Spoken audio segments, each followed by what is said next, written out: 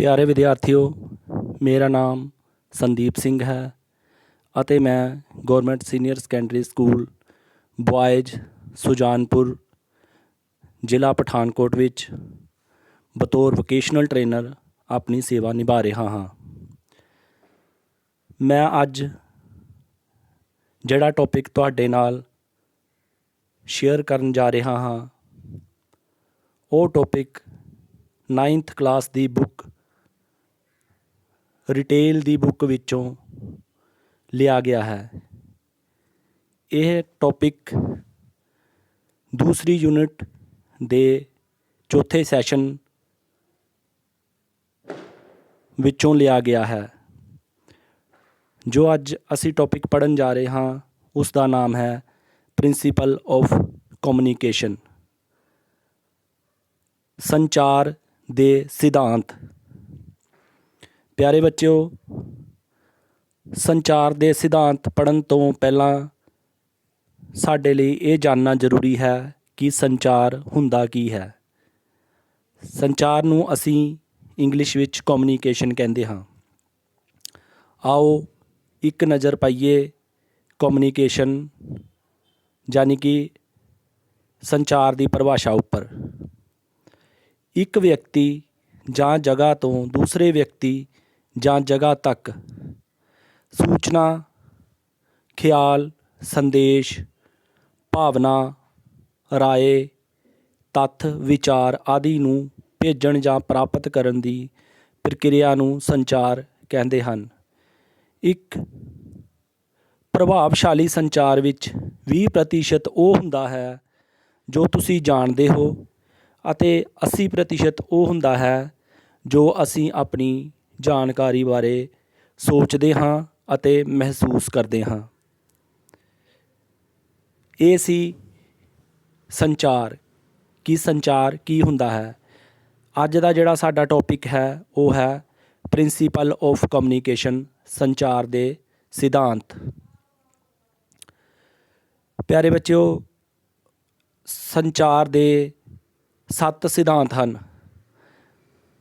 ਅਸੀਂ ਇੱਕ ਇੱਕ ਕਰਕੇ ਪੜ੍ਹਾਂਗੇ। ਸਭ ਤੋਂ ਪਹਿਲਾ ਸਿਧਾਂਤ ਹੈ ਕੰਪਲੀਟਨੈਸ, ਸੰਪੰਨਤਾ ਜਾਂ ਸੰਪੂਰਨਤਾ। ਸੰਚਾਰ ਦਾ ਸੰਪੂਰਨ ਹੋਣਾ ਲਾਜ਼ਮੀ ਹੈ। ਪ੍ਰਾਪਤਕਰਤਾ ਦੁਆਰਾ ਲੋੜੀਂਦੇ ਸਾਰੇ ਤੱਥ ਇਸ ਵਿੱਚ ਸ਼ਾਮਿਲ ਹੋਣੇ ਚਾਹੀਦੇ ਹਨ। ਸੰਦੇਸ਼ ਵਿੱਚੋਂ ਕੋਈ ਵੀ ਮਹੱਤਵਪੂਰਨ ਜਾਣਕਾਰੀ ਗਾਇਬ ਨਹੀਂ ਹੋਣੀ ਚਾਹੀਦੀ। ਦੂਸਰਾ ਸਿਧਾਂਤ ਹੈ ਕੰਸਿਸਨੈਸ ਯਾਨੀ ਕਿ ਸੰਖੇਪਤਾ। ਸੰਖੇਪਤਾ ਦਾ ਅਰਥ ਹੈ ਕਿ ਸੰਦੇਸ਼ ਵਿੱਚ ਉਸ ਦਾ ਅਰਥ ਗੁਆਏ ਬਿਨਾਂ ਘੱਟ ਤੋਂ ਘੱਟ ਸ਼ਬਦਾਂ ਦਾ ਪ੍ਰਯੋਗ ਹੋਣਾ ਚਾਹੀਦਾ ਹੈ।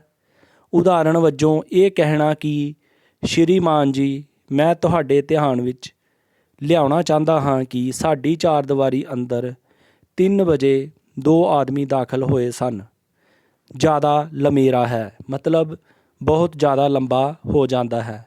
ਇਹ ਜਾਣਕਾਰੀ ਇਸ ਪ੍ਰਕਾਰ ਵੀ ਦਿੱਤੀ ਜਾ ਸਕਦੀ ਹੈ ਕਿ 3 ਵਜੇ 2 ਆਦਮੀ ਚਾਰਦੀਵਾਰੀ ਅੰਦਰ ਆਏ, ਜੋ ਕਿ ਕਾਫੀ ਹੱਦ ਤੱਕ ਸੰਖੇਪ ਹੈ।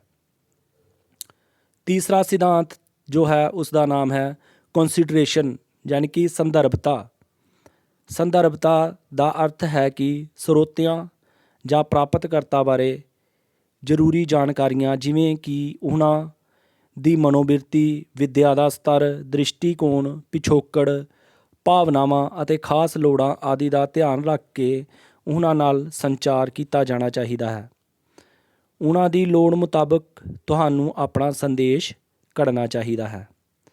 ਨੰਬਰ 4 ਕਲੈਰਿਟੀ, ਸਪਸ਼ਟਤਾ ਯਾਨੀ ਕਿ ਜਿਹੜਾ ਸਾਡਾ ਸੰਦੇਸ਼ ਹੈ ਉਹ ਇੱਕਦਮ ਸਪਸ਼ਟ ਹੋਣਾ ਚਾਹੀਦਾ ਹੈ। ਸਪਸ਼ਟਤਾ ਦਾ ਅਰਥ ਹੈ ਕਿ ਸੰਦੇਸ਼ ਆਸਾਨ ਅਤੇ ਸਮਝਣ ਯੋਗ ਰੂਪ ਵਿੱਚ ਹੋਣਾ ਚਾਹੀਦਾ ਹੈ। ਸੰਦੇਸ਼ ਦੇ ਨਿਚੋੜ ਨੂੰ ਸਹੀ ਤਰੀਕੇ ਨਾਲ ਸੰਚਾਰਿਤ ਕਰਕੇ ਉਸ ਦੇ ਮੁੱਖ ਉਦੇਸ਼ ਦੀ ਪ੍ਰਾਪਤੀ ਵੱਲ ਜ਼ਿਆਦਾ ਧਿਆਨ ਦੇਣਾ ਚਾਹੀਦਾ ਹੈ। 5ਵਾਂ ਪੁਆਇੰਟ ਜੋ ਹੈ ਉਹ ਹੈ ਕੰਸਰਟਨੈਸ, ਪਕਿਆਈ ਜਾਂ ਠੋਸਪਨ। ਪਕਿਆਈ ਦਾ ਅਰਥ ਹੈ ਕਿ ਸੰਦੇਸ਼ ਦੋ ਅਰਥੀ ਜਾਂ ਬਹੁ ਅਰਥੀ ਨਹੀਂ ਹੋਣਾ ਚਾਹੀਦਾ। ਮਤਲਬ ਜੋ ਅਸੀਂ ਸੰਦੇਸ਼ ਪ੍ਰਾਪਤਕਰਤਾ ਨੂੰ ਭੇਜਦੇ ਹਾਂ ਉਸ ਦੇ ਇੱਕ ਤੋਂ ਜ਼ਿਆਦਾ ਅਰਥ ਨਹੀਂ ਨਿਕਲਣੇ ਚਾਹੀਦੇ। ਸੰਦੇਸ਼ ਉਸੇ ਅਰਥ ਵਿੱਚ ਸਮਝਣਯੋਗ ਹੋਣਾ ਚਾਹੀਦਾ ਹੈ ਜਿਸ ਅਰਥ ਵਿੱਚ ਭੇਜਣ ਵਾਲਾ ਅਤੇ ਪ੍ਰਾਪਤਕਰਤਾ ਚਾਹੁੰਦੇ ਹਨ। 6ਵਾਂ ਜੋ ਪੁਆਇੰਟ ਹੈ ਉਹ ਹੈ ਕੋਰਟੇਸੀ, ਸ਼ਿਸ਼ਟਾਚਾਰੀ ਜਾਂ ਹਲੀਮੀ। ਇਸ ਦਾ ਅਰਥ ਹੈ ਕਿ ਸੰਦੇਸ਼ ਭੇਜਣ ਵਾਲੇ ਦੇ ਹਾਵ ਭਾਵ ਵਿੱਚ ਪ੍ਰਾਪਤਕਰਤਾ ਦਾ ਆਦਰ ਹੋਣਾ ਚਾਹੀਦਾ ਹੈ। ਇਸ ਪ੍ਰਾਪਤਕਰਤਾ ਦੀ ਸਮਝਦਾਰੀ ਅਨੁਸਾਰ ਸ਼ਬਦਾਂ ਅਤੇ ਭਾਵਨਾਵਾਂ ਦਾ ਪ੍ਰਯੋਗ ਹੋਣਾ ਚਾਹੀਦਾ ਹੈ।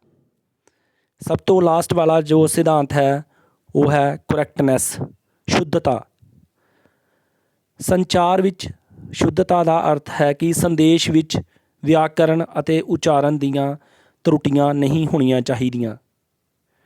ਸੰਦੇਸ਼ ਪੂਰਨ ਰੂਪ ਵਿੱਚ ਸਹੀ ਅਤੇ ਉਚਿਤ ਸਮੇਂ ਮੁਤਾਬਿਕ ਹੋਣਾ ਚਾਹੀਦਾ ਹੈ। ਇਸ ਵਿੱਚ ਭਾਸ਼ਾ, ਲਿਪੀ ਅਤੇ ਸ਼ਬਦਾਂ ਦਾ ਪ੍ਰਯੋਗ ਸਹੀ ਅਤੇ ਢੁਕਵਾਂ ਹੋਣਾ ਚਾਹੀਦਾ ਹੈ। ਸੋ ਪਿਆਰੇ ਬੱਚਿਓ, ਇਹ ਸਨ ਸਾਡੇ ਸੰਚਾਰ ਦੇ ਸਿਧਾਂਤ, ਪ੍ਰਿੰਸੀਪਲ ਆਫ ਕਮਿਊਨੀਕੇਸ਼ਨ। ਮੈਂ ਉਮੀਦ ਕਰਦਾ ਹਾਂ ਕਿ ਤੁਹਾਨੂੰ ਬਹੁਤ ਚੰਗੀ ਤਰ੍ਹਾਂ ਸਮਝ ਆ ਗਏ ਹੋਣਗੇ। ਧੰਨਵਾਦ।